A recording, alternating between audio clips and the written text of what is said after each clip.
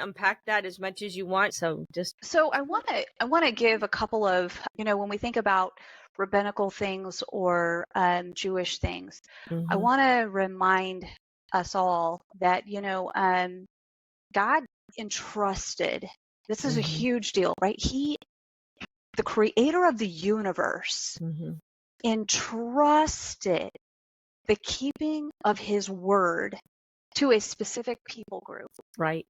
And I just want to say that they've done a beautiful job.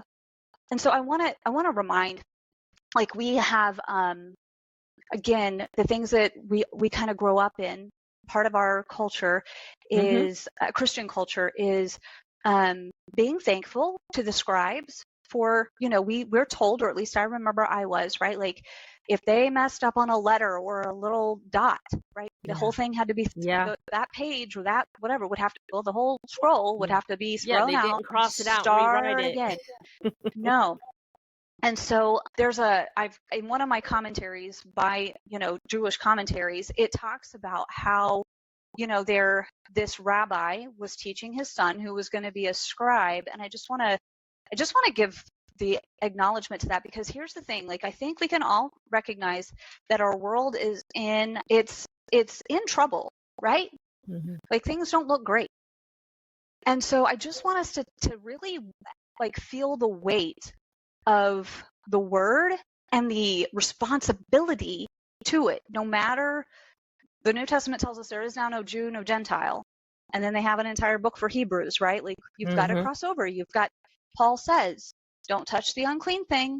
1, 2, you have to be separate and come out from among her. We all have to wrestle with who and what that is. What does he mean? But I just want to talk about, or I want to share this quote from this rabbi, and he was cautioning his son, and this is what he says. He says, "My son, be careful in your work, for your work is heavenly.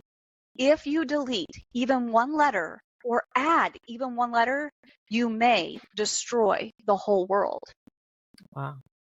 Now, that is what the Hebrew letters are. So when we come into understanding the magnitude of what God has given, one of the things that we learn early on is that, like, the Hebrew letters, there's 22 of them, that God essentially used, by his divine nature, he used something physical that we can see today, the Hebraic alphabet, and he created the whole world. So when we, through casualness or carelessness of translations, do what we've done to these words, we can very well destroy the whole world. Yes.